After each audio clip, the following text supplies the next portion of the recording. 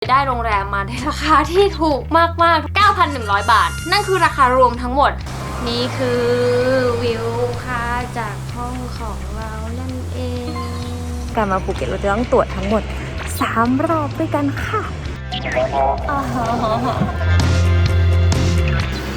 โอ้ยน้ำตาจะไหลสวัสดีค่ะสวัสดีต้อนรับเข้าสู่ช่องสวารีค่ะแล้ววันนี้คือวันสุดท้ายในนิวยอร์กนะคะเพราะว่าเราเนี่ยจะมุ่งหน้านะคะเข้าสู่ภูเก็ตแซนด์บ็อกซ์ค่ะทุกคนวันนี้เราก็เลยอยากจะมาเล่าเรื่องว่าแบบทำไมเราถึงเลือกที่จะเข้าภูเก็ตแซนด์บ็อกซ์เผื่อว่าจะเป็นข้อมูลสำหรับใครที่อยากจะได้ออกต่างประเทศแล้วก็ช่างใจอยู่ว่าอยากจะเข้าไปกักตัวที่กรุงเทพหรือจังหวัดของตัวเองหรือว่าจะมาที่แซนด์บ็อกซ์ต่างๆดีนะคะแล้วก็ได้ค้นพบว่าการควอรันทีนที่กรุงเทพเนี่ยค่าใช้จ่ายค่อนข้างสูงเลยทีเดียวเพราะว่าณปัจจุบันไม่มีการควอรันทีนฟรีจากรัฐแล้วนะคะก็จะต้องจ่ายเองทั้งหมดแล้วก็คือเราต้องอยู่ในนั้นห้ามออกไปไหนเลย14 วันแล้วพอมันมี Choice Phuket Sandbox เนี่ยอันนึงที่เรารู้สึกว่ามันดีกว่าแน่ๆคืออย่างน้อยเราไม่ต้องอยู่ในห้องโรงแรมอย่างเดียวค่ะคือเราสามารถออกไปเที่ยวข้างนอกได้เมื่อเราได้รับผลตรวจครั้งแรกนะคะว่าเราไม่ติดโควิดนะคะเราก็เลยรู้สึกว่ามันก็เป็น choice ที่ดีหลังจากนั้นเราก็เลยลองไปทำการบ้านดูว่าแล้วโรงแรมที่ภูเก็ตเนี่ยราคาเท่าไหร่ปรากฏว่านะตอนช่วงที่เราจะมามีโปรโรงแรมแบบเยอะมากๆที่เข้าร่วมนะคะเราก็เลยได้โรงแรมมาในราคาที่ถูกมากๆทุกคน 9,100 บาทนั่นคือราคารวมทั้งหมดเราช็อกมากแล้วเราก็แบบเอาเนี่ยแหละประหยัดดูพวกราคาโรงแรมอื่นๆเราก็เห็นเลยนะว่าราคาก็ค่อนข้างที่จะดั้มลงมาเยอะก็คือลดราคาค่อนข้างเยอะเลยแต่ว่าโดยส่วนใหญ่แล้วเนี่ยโรงแรมจะไม่รวมค่าตรวจโควิดอันนี้เป็นสิ่งที่จะต้องรู้นะคะสำหรับใครที่เข้าโครงการภูเก็ตแซนด์บ็อกซ์เนี่ยจะต้องจ่ายค่าตรวจโควิดเองซึ่งเราจะต้องตรวจนะคะทั้งหมด3 ครั้งด้วยกันนะคะราคาเนี่ยก็จะรวมกันนะคะ3 ครั้งเนี่ยรวมแล้วก็คือคนละ 8,000 บาทพอดีช่วงนี้พอมันเป็นช่วงของโควิดเนี่ยการที่เราออกนอกประเทศแล้วได้กลับเข้ามาที่ประเทศไทยเนี่ยเราจะต้องทำสิ่งที่เรียกว่า COE ค่ะทุกคน COE ก็คือ Certificate of Entry ก็คือใบอนุญาตให้เข้าประเทศไทยนั่นเองนะคะไม่ว่าจะเข้าประเทศไทยด้วยการจะไปกักตัวควอรันทีนที่กรุงเทพในโรงแรมจะเข้าภูเก็ตแซนด์บ็อกซ์หรือว่าอันอื่นๆที่เป็นแซนด์บ็อกซ์เนี่ยก็จะต้องผ่านกระบวนการนี้ทั้งหมดนะคะซึ่งเขาก็จะมี requirement ต่างๆว่าเราจะต้องมีเอกสารอะไรบ้างในการเข้าประเทศไทยอันนี้เนี่ยต้องลองเซิร์ชอินเทอร์เน็ตแล้วก็ดูกงสุลของแต่ละประเทศที่เราไปนะว่าแบบเขาจะต้องให้เราอัปโหลดเอกสารอะไรบ้างซึ่งจริงๆก็ไม่ได้ยากเกินไปนะคะแต่สิ่งที่พิเศษสำหรับการที่เข้าภูเก็ตแซนด์บ็อกซ์เนี่ยก็จะมี requirement เพิ่มเติมเช่นจะต้องมีประกันนะคะที่มีวงเงินในการครอบคลุมแบบพวกค่ารักษาพยาบาลเป็นประกันโควิดเนี่ยก็คือ 100,000 เหรียญประมาณนั้นค่ะแต่ว่าเรา2 คนจ่ายมาก็คือราคาประมาณ 3,500 บาทต่อคนค่ะก็รู้สึกว่าก็ไม่ได้สูงจนเกินไปก็รู้สึกว่าเป็นราคาที่รับได้นะคะดูพวกเรื่องเว็บไซต์ที่เขาแนะนำต่างๆ requirement ต่างๆเอกสารต่างๆกันแบบให้มันอัปเดตแล้วกันค่ะเพราะว่ามันอาจจะมีการเปลี่ยนแปลงได้แล้วแต่ช่วงเวลานั่นเองนะคะอันนี้เป็นแค่เบื้องต้นนะแล้วเราก็เตรียมทุกอย่างเอกสารทุกอย่างของเราก็คือเตรียมพร้อมที่เราจะกลับประเทศแล้วนะคะไม่ว่าจะเป็นผลตรวจโควิดว่าเราไม่ติดนะคะนี่ก็คือก่อนขึ้นเครื่องแล้วก็ COE นี่ Certificate of Entry ของเรานะคะเราก็ได้มาแล้วอันนี้ก็จะเป็นสิ่งที่เราจะโชว์ที่ประเทศไทยก่อนที่เราจะออกจากสนามบินนั่นเองนะคะนี่คือทั้งหมดที่เรารู้ณตอนนี้ค่ะแต่ถัดจากนี้ไปจะเป็นสิ่งที่คุณและเราจะเผชิญไปพร้อมกันนะคะเพราะว่าเป็นครั้งแรกในชีวิตเหมือนกันที่เราจะได้เข้าภูเก็ตแซนด์บ็อกซ์เอาล่ะเดี๋ยวไปเจอกันที่ภูเก็ตแล้วมาดูกันค่ะว่าขั้นตอนในการเข้าประเทศจะมีอะไรบ้าง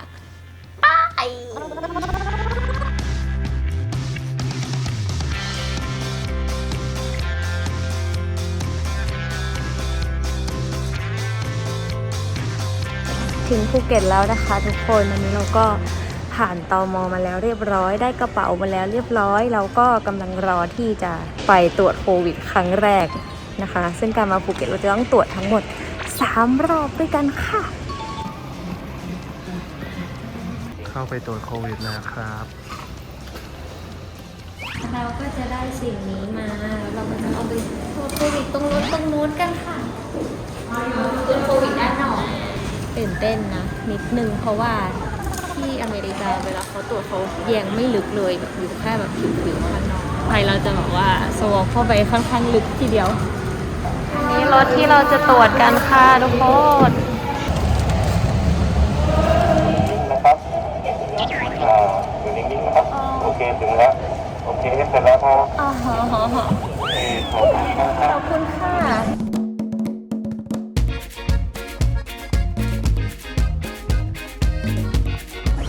ตอน อนนี้เราก็เดินทางมาถึงที่พักที่ภูเก็ตแล้วค่ะกำลังรอพี่โจ๊กไปเอากระเป๋านะคะและนี่คือห้องที่ภูเก็ตนะจ๊ะทะดามฮัลโหลนี่เลยทะดามจริงๆถ้ามาแบบเป็นครอบครัวใหญ่ก็คือห้อง connecting ได้เลย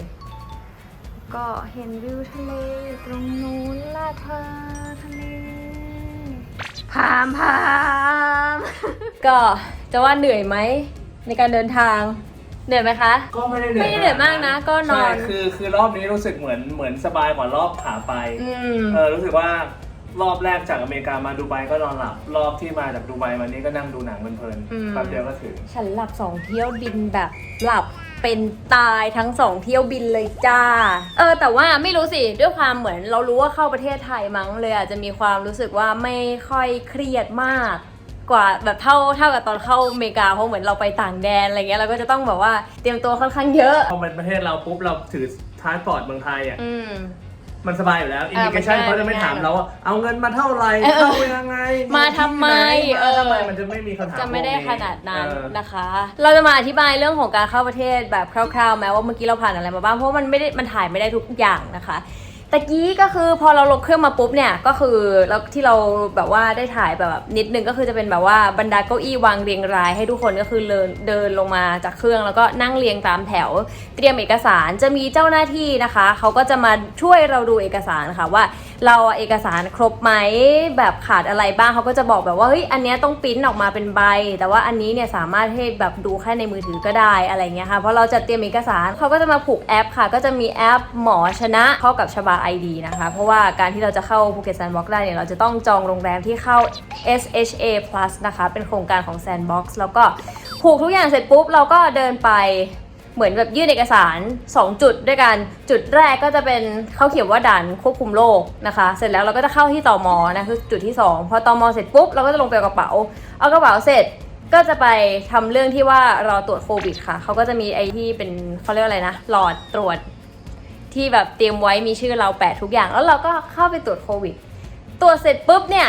อันนี้ก็จะมี2 ออปชันนะคะทุกคนอันนี้เผื่อใครจะจองโรงแรมนะคะหลังจากเราตรวจเสร็จปุ๊บเนี่ยจะเป็นขั้นตอนของการมาโรงแรมมี2 อย่าง1คือจองรถกับโรงแรมไว้ตั้งแต่แรกเขาก็จะมารับเรานะคะเขาจะถามไฟล์เราโน่นนั่นนี่แต่เราไม่ได้จองมานะคะด้วยความเข้าใจผิดนึกว่าเฮ้ยมันเป็นแซนด์บ็อกซ์เขาน่าจะรู้อยู่แล้วว่ายังไงเราก็จะต้องมาอะไรเงี้ยแต่ไม่ใช่นะคะต้องจองมาอะไรเงี้ยเราก็เลยเลือกออปชันที่2ก็คือการใช้บริการแท็กซี่ที่อยู่ที่สนามบินซึ่งเป็นแท็กซี่ที่เข้าร่วมโครงการอยู่แล้วประมาณนั้นด้วยความที่อย่างที่ทุกท่านเห็นนะคะว่ากระเป๋าค่อนข้างเยอะแล้วก็เลยใช้เป็นรถใหญ่นะคะราคาเข้าเมือง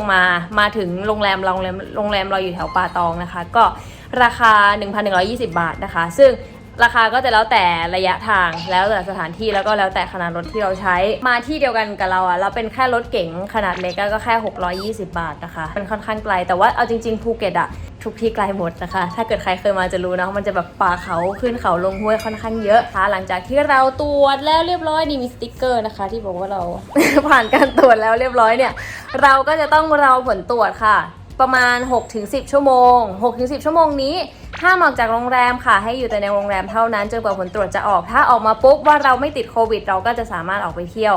ภายในจังหวัดภูเก็ตได้เลยแต่ถ้าแจ็คพอตมันดันติดขึ้นมาเราจะต้องเข้าสู่กระบวนการกักตัวนะคะกักตัวคือออกไปข้างนอกไม่ได้แล้วอะไรประมาณนั้นเราก็จะสามารถสแกน QR code ไปตรวจผลของเราได้นะคะถ้าเกิดว่า 6-10 ชั่วโมงนี้มีอาการหิวหรืออะไรใดๆเราก็สามารถสั่ง room service หรือว่าสั่งพวกบริการ delivery ต่างๆได้นะคะเช่นอย่างที่คุณผู้ชายได้ทำไปนั่นคือสั่งข้าวหน้าเป็ดเนี่ย เรารู้ว่าเดี๋ยวเราจะต้องมาเช็คอินสมมตินะอีกประมาณครึ่งชั่วโมงถึงเราก็กดสั่งเลยนี่คือแบบกดสั่งมาถึงพอดีกดสั่งตั้งแต่รถยังมาไม่ถึงโรงแรมก็คือแบบว่าถามพี่คนขับรถว่าอีกกี่นาทีเขาประมาณ20 นาทีครับนี่กดสั่ง Grab เลยจ้าการมาภูเก็ตแซนด์บ็อกซ์มันยากไหมนะคะก็อาจจะต้องบอกว่าเอกสารในการเตรียมตัวก่อนกลับเข้าประเทศค่อนข้างเยอะแต่ว่าถ้าเกิดส้มทำได้ทุกคนก็ทำได้ค่ะก็แค่เข้าไปดูข้อมูลว่าจะต้องเตรียมอะไรบ้างแล้วเราก็ค่อยๆเตรียมไปทีละอย่างเตรียมทุกอย่างแล้วก็รับรื่นไหลลื่นเข้าประเทศง่ายเลยค่ะและอีกอย่างหนึ่งก็คือ เอาเอกสารติดตัวไว้ไม่เอาเอกสารโหลดมาจากกระเป๋าคิดว่าเราต้องได้กระเป๋าก่อนแล้ววะค่อยเจอเจ้าหน้าที่สรุปไปมาเราเจอเจ้าหน้าที่ก่อนเลยแล้วค่อยไปเอากระเป๋าสุดท้ายก็เลยต้องไปให้เขาปริ้นให้แต่ว่ายังดีนะเพราะว่าถ้าที่ดูไบเนี่ยต้องจ่าย ปริ้นจ่ายเงินแต่ว่าที่เมืองไทยเนี่ยปริ้นไม่จ่ายเงินใช่ค่ะเอาละค่ะนี่ก็ผ่านพ้นมาแล้ว1 คืนนะคะที่ไม่ได้อัปเดตอะไรถัดจากนั้นไปไม่ใช่เพราะอะไรเลยค่ะเจ็ตแลกล้วนๆค่ะทุกคนก็คือนอนหลับไปตั้งแต่เย็นตื่นมาที 3จ้าแล้วก็จริงๆผลตรวจอะต้องตรวจผลด้วยการสแกน QR นั้นนี่นอกจากการสแกน QR ผลนะจะมาที่โรงแรมด้วยว่าผลของเราคือเจอเชื้อหรือไม่เจอเชื้อสรุปแล้วก็คือไม่เจอเชื้อนะคะเพราะว่าอยู่ตรงนี้ได้ก็คือแบบว่าโอเคการที่เราจะอยู่ภูเก็ตแซนด์บ็อกซ์นะคะอย่างหนึ่งเลยที่เราจะต้องทำในทุกๆวันก็คือเราจะต้องมีการเหมือนเป็นการแบบสแกน QR กับที่โรงแรมเพื่อเป็นการยืนยันว่าเราก็คือยังคงอยู่ที่นี่ไม่ได้ออกนอกจังหวัดแล้วก็ที่สำคัญก็คือห้ามปิด GPS ค่ะห้ามแบบว่าเขาต้อง track เราได้ว่าเราไปที่ไหนบ้างในภูเก็ตหรือแม้กระทั่งว่าเราแอบหนีออกไปนอกจังหวัดหรือเปล่าอะไรเงี้ยเขาก็จะต้องแบบจำเป็นที่จะต้องรู้นั่นเองนะคะนี่เราจะมาสแกนครั้งแรกของเราต้องเปิดหมอชนะค่ะทุกคนให้โรงแรมสแกนเนาะสแกนให้แล้วเราก็เช่ารถแล้วเรียบร้อยนะคะทุกคนเราก็จะได้ออกไปหาอะไรกินกันอยากกินอาหารซีฟู้ดมากคิดถึงน้ำจิ้มซีฟู้ดสุดๆรวมร้านเด็ดในภูเก็ตอร่อยมากตะโกนออกมาได้ว่ะดี12 เต็ม 10ค่ะโคตรดีมากเลยอร่อยอ่ะว่ะใช่ครับอยู่ภูเก็ตน้ำหนักไม่ขึ้นก็ให้มันรู้ไปตอนนี้นะคะก็อยู่ภูเก็ตมาดำเนินมาจนถึงวันที่5ของการอยู่ภูเก็ตแล้วค่ะก็ตามกฎของเขานะคะก็คือเราก็จะต้องตรวจโควิดทั้งหมด3 ครั้งนะคะมีวันแรกวันที่5แล้วก็วันที่11นะคะที่เราจะต้องตรวจกันทั้งหมดถ้าเกิดว่าเราตรวจทั้ง3 ครั้งแล้วเคลียร์ก็เท่ากับว่าเราก็กลับกรุงเทพได้เลยโดยไม่ต้องกักตัวต่อแล้วนะคะตอนนี้ก็กำลังต่อคิวเพื่อที่จะตรวจโควิดรอบ2ก็ถามว่าตื่นเต้นไหมไม่มากเท่าไหร่นะคะกลัวเจ็บมากกว่าเพราะว่าไม่เคยชินกับการต้องตรวจโควิดแยงจมูกนะคะจะกี่ครั้งก็ไม่ชินค่ะทุกคน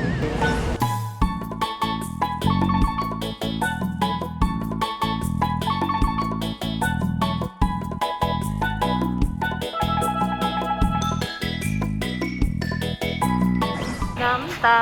ไหลพี่เขาก็แบบปลอบใจใจเย็นนะคะเจ็บนิดนึงนะ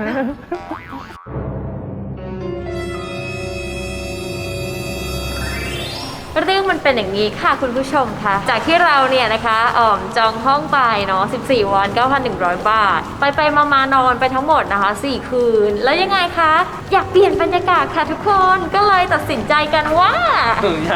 ย้ายโรงแรมจ้าพอดีพี่เกดเพื่อนส้มมาพักที่โรงแรมตรงแถวหาดกำมะลาก็แบบโอ้บรรยากาศชิลจังเลยย้ายแล้วกันย้ายมาอยู่นี่อีก7 คืนแล้วเดี๋ยวจะไปอยู่ที่อื่นอีก3 คืนใช่แล้วนะคะก็คิดว่าท้ายคลิปนี้น่าจะต้องมีการอัปเดตในเรื่องของค่าใช้จ่ายนะคะว่าแบบเรามาภูเก็ตแซนด์บ็อกซ์เราใช้เงินไปประมาณเท่าไหร่นะคะคือก็เจอเพื่อนหลายๆคนเขาบอกบางคนอยู่เป็นเดือนแล้วก็ใช้ค่าใช้จ่ายไม่ได้สูงเพราะว่าถ้าเราอยู่กับคนไทยไม่ได้อยู่กับนักท่องเที่ยวก็คือจะไม่ได้แพงมากใช่ด้วยเศรษฐกิจของภูเก็ตไม่ค่อยดีดังนั้นทุกอย่างนักท่องเที่ยวน้อยอะไรน้อยมันก็ต้องลดราคาลงมาเพื่อมีคนไทยหรือว่านักท่องเที่ยวประเทศอื่นๆเข้ามาเที่ยวบ้างถูกต้องนะคะแล้วก็เกริ่นนำเพื่อจะพาทุกคนไปดูห้องที่เราย้ายมาเป็นแบบว่าเหมือนแบบบรรยากาศอะไรอย่างเงี้ยนะคะเดี๋ยวขอไปตื่นหมอชนะแป๊บนึงจ้าจริงๆอยู่ไปแล้ว1 คืนนะคะทุกคนนอนหลับสบายมากตอนนี้มืดแล้วข้างนอกก็จริงๆก็คือจะเห็นวิวทะเลด้วยแล้วก็ได้ยินเสียงทะเลมาบอกให้เราในตอนเช้าว่าสู้ๆจริงๆถ้าไม่เชื่อเดี๋ยวจะแปะเสียงให้ดู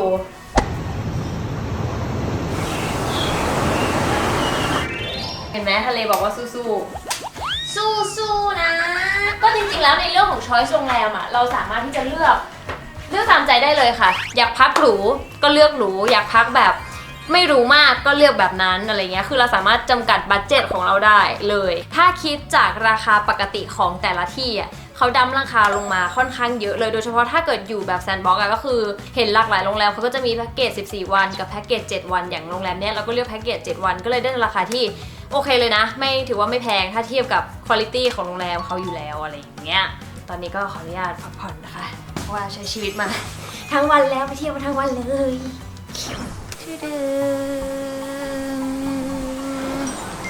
นี่คือวิวค่ะจากห้องของเรานั่นเองอรุณสวัสดิ์ค่ะทุกคนเมื่อคืนเราให้ทุกคนได้เห็นห้องแบบตอนคืนไปแล้วนะคะกลัวไม่เห็นภาพตอนเช้าก็เลยนี่ก็เดี๋ยวเราก็จะอยู่ห้องนี้ไปนะคะ7 คืนลุ้นว่า3 คืนสุดท้ายของเราจะเป็นโรงแรมอะไรเหมือนกันเพราะยังไม่ได้ตัดสินใจนะคะ ก็ฝากรอติดตามนะคะมันน่ากลัวเหมือนกันนะเนี่ยไม่กล้าเยอะนะ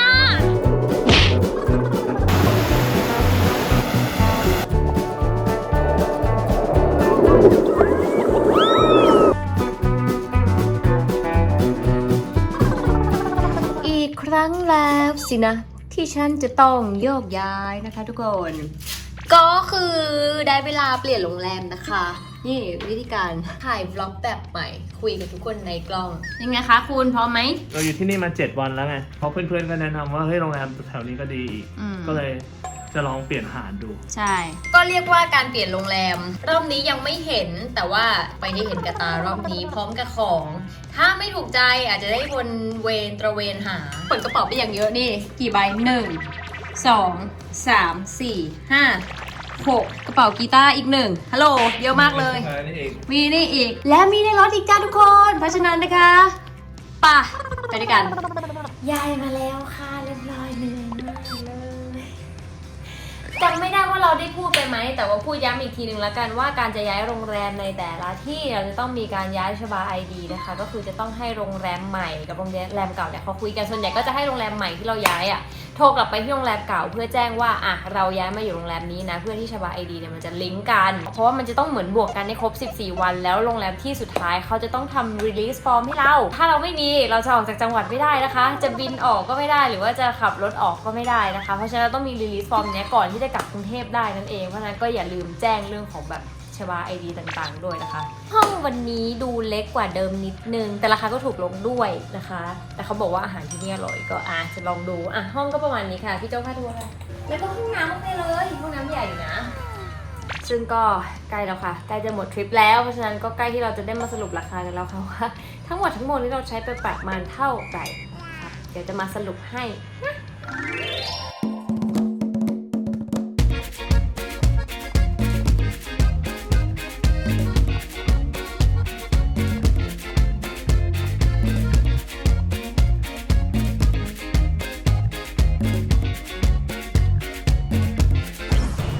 ถึงเวลาตรวจโควิดครั้งที่3แยงจมูกอีกแล้วครับผม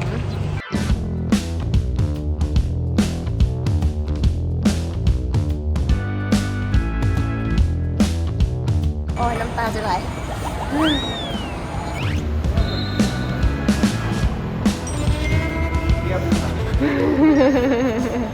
พายเรือใสเห็นหอยเม่นแบบชัดมากโอเคไม่ใช่ของฉันยืมเข้ามาถ่ายรูปอีกทีนึงโอ้ยmy god อร่อยมากอร่อยมากแล้วละลายไปเลย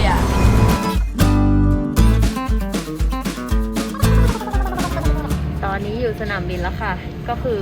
ได้ตั๋วเครื่องบินมาแล้วทุกสิ่งอย่างพร้อมจะกลับบ้านแล้วนะคะก็บอกไว้ก่อนว่าก็คือตอนเช้าเราก็เช็คเอาท์มาจากโรงแรมพอเราเช็คเอาท์ออกมาปุ๊บเนี่ยเราก็จะได้สิ่งที่เรียกว่าง่ายๆว่าเป็นใบปล่อยตัวได้ก็คือเราก็สามารถที่จะเดินทางออกนอกภูเก็ตได้เขาก็จะมีรายละเอียดที่เป็นแบบรายละเอียดส่วนตัวของเราแล้วก็รวมถึงเราไปพักที่ไหนในวันไหนบ้างโรงแรมอะไรบ้างแล้วก็คือเราอยู่ในภูเก็ตมาทั้งหมดกี่วันแล้วก็รวมถึงมีผลการตรวจโควิดของเราด้วยทั้ง3 รอบเลยว่า not detect อะไรเงี้ยแล้วก็ยืนยันว่าสามารถออกนอกภูเก็ตได้จบอันนี้เราก็แค่ยื่นตอนเช็คอินสายการบินแค่นั้นเอาละค่ะตอนนี้เราก็กลับมากรุงเทพแล้วเรียบร้อยนะคะได้เวลาที่เราจะมาสรุปค่าใช้จ่ายกันนิดนึงถูกต้องค่ะค่าใช้จ่ายในครั้งนี้ที่เราสรุปมานะคะมันเป็นค่าใช้จ่ายที่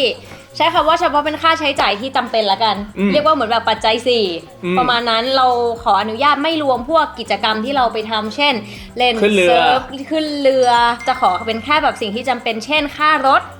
ค่าโรงแรมค่ากินค่าตรวจโควิดอะไรเงี้ยค่าใช้จ่ายหลักๆเลยที่จะจ่ายเยอะที่สุดคือในเรื่องของโรงแรมซึ่งในตอนแรกเราตั้งใจจะเอาให้มันถูกที่สุดไปมาก็ กะเอามันที่สุด ไปๆมามันที่สุดโรงแรมแรกเนี่ยนะเราจองไปทั้งหมด14วันในราคา 9,100 บาทนี่คือรวม14วันแล้วเรานอนไปทั้งหมดนะคะ4คืนแล้วเราก็เลยตัดสินใจที่จะเปลี่ยนโรงแรมกันนะคะถ้าเฉลี่ยแล้วว่ามันแค่คืนละ650 บาทเท่านั้นเองแต่เรานอนไปทั้งหมด4คืนนะคะก็เลยตกอยู่ที่ประมาณ 2,000 กว่าบาทโรงแรมที่2เนี่ยเป็นแพ็กเกจแบบ7วัน 24,500 บาทใช่ตกคืนละ 3,500 บาทจากราคาเต็มประมาณ 10,000 บาทเป็นเหมือนราคาช่วงแบบโควิดนะคะโรงแรมสุดท้าย3คืนสุดท้ายของเรานะคะก็คือได้มาในราคา3คืน 5,000 บาท2คืนเนี่ยเราไม่เอาอาหารเช้าดังนั้นคืนละ 1,500 ก็ 3,000 บาทแล้วก็มีคืนหนึ่งที่เราเอาอาหารเช้าด้วยก็รวมเป็นประมาณ 1,900 กว่าเกือบ 2,000 ก็รวมแล้วคือ 5,000 บาทใช่ก็คือตีกลมๆมา 5,000 บาทนะคะก็คือถ้ารวมเฉพาะค่าโรงแรมนะ2คนนะคะก็คือ 38,600 บาทค่ะต่อไปนะคะสิ่งที่เราจ่ายไปนะคะก็คือรถตู้เข้าเมืองในวันแรกที่เรามาเลยนะคะที่เราจ่ายไปคือ 1,160 บาทที่เราจ่ายอันนี้เพราะว่าเราของค่อนข้างเยอะเราจึงต้องใช้บริการรถตู้ถ้าเราใช้รถเล็กเนี่ยมันจะราคาแค่หลักร้อยนะคะไม่แพงมากหรือว่าถ้าเราดีลกับโรงแรมก็อาจจะเป็นราคาโรงแรมใช่หรืออีกอย่างคืออาจจะฟรีก็ได้เหมารวมมาให้แล้วอะไรเงี้ยอันต่อมาที่เราจ่ายกันก็คือเราเช่ารถนะคะตลอดระยะเวลา14วันของเราตกวันละ700 บาทก็คือ 9,800 บาทนะคะแล้วก็ค่าน้ำมันรวมทั้งหมดเลยที่เราแบบเติมไปก็คืออยู่ที่ประมาณ 2,000 บาทค่ากินเนี่ยต้องบอกว่าเราเหมือนไม่ได้จดทุกอันแล้วก็ด้วยความที่เพื่อนมาก็จะมีเพื่อนเลี้ยงบ้างเราเลี้ยงเพื่อนบ้างแต่ว่าบางมื้อที่อยู่กันเอง2คนก็กินแบบแพงบ้างถูกบ้างคล้าๆกันเราตีเฉลี่ยไปแล้วกันก็คือประมาณ 10,000 ต่อ2 คนก็คือประมาณคนละประมาณ 5,000 บาทถูกต้องค่ะค่าตรวจโควิดนะคะคนละ 8,000 บาทรวม3ครั้งใช่รวมทั้งหมด3ครั้งเขาฟิกซ์มาแล้วเพราะเราจะต้องแบบจ่ายเฉพาะแบบที่ตรงนี้เท่านั้นค่าตั๋วเครื่องบิน คือค่าตั๋วเครื่องบินกลับกรุงเทพใช่ค่ะจะบอกว่าตอนแรกอ่ะได้ราคาถูกกว่านี้ตอนแรก 1,300 ก็แล้วก็ดันไม่จองไว้แล้วมาจองแบบประมาณ3วันสุดท้ายจาก 1,300 ขึ้นเป็น 1,650 ต่อคนนะคะก็ไม่ได้แพงขึ้นเยอะแค่ประมาณนี้นะคะนี่ก็คือรวมกันแล้วนะคะ2คนเนี่ยค่าแซนด์บ็อกซ์ของเราก็คือ 80,860 นะคะหาร2ตกคนละ 4430 บาทนั่นเองแต่อันนี้ก็คืออย่างที่บอกไปว่าเราไม่เปลี่ยนโรงแรมสมมุติว่าเช่าโรงแรมแบบกลางๆเลยก็ได้14 วัน 20,000 ก็ถือว่าเป็นราคาที่โอเคนะสำหรับในภูเก็ตแต่ว่าอันนี้ก็ถือว่าเป็นช่วงเหมือนแบบสถานการณ์โควิดอะไรอย่างนี้ด้วยนะคะเลยทำให้แบบหลายอย่างก็ดั้มลงมาแล้วก็จริงๆถ้าเราลองเทียบกับค่ากักตัวที่กรุงเทพราคาพอกันเลยแต่ว่ากักตัวที่กรุงเทพไม่ได้ทำอะไรเลยไม่ได้ทำอะไรเลยแล้วก็ตอนนั้นหมิงเคยอยู่ก็คือเขามาส่งข้าวกล่องเนอะเราห้ามออกจากห้องเรารู้สึกว่าเฮ้ยกลัวจะเครียดกันเปล่าๆเนอะเพราะว่าอยู่ในห้องมันก็อันนี้ก็เป็นแบบเป็นช้อยส์ตัวเลือกของเรา2คนที่เราเลือกมาเราก็เลยเลือกภูเก็ตแซนด์บ็อกซ์ด้วยความที่มันออกไปไหนได้เนี่ยแหละแต่ว่าณวันที่เรากำลังอัดคลิปเนี่ยก็มีข่าวออกมาเยอะแยะเลยว่าเดี๋ยวมันจะมีแซนด์บ็อกซ์อีกหลากหลายที่มันจะเปิดในเดือนตุลาคมอันนี้เป็นแค่ไกด์ไลน์ประมาณนึงนะคะแล้วก็เป็นการแชร์ประสบการณ์แล้วก็ค่าใช้จ่ายต่างๆให้ทุกคนได้รู้กันเท่านั้นเองครับผมลองดูแล้วกันนะครับหวังว่าคลิปนี้คงเป็นประโยชน์กับคนดูหรือเพื่อนๆของเราไม่มากก็น้อยนะใช่แล้วค่ะชอบคลิปนี้อย่าลืมกดไลค์กดแชร์ subscribe นะคะคราวหน้าอยากให้ไปเที่ยวที่ไหนอีกคอมเมนต์มาบอกกันได้เลยส่วนคลิปต่อๆไปนะคะยังคงมีคลิปภูเก็ตนะคะเพราะนี่เป็นแค่คลิปแรกเยอะแยะมากมายนะครับลองติดตามดูแล้วกันเนาะใช่แล้วไปแล้วบ๊ายบาย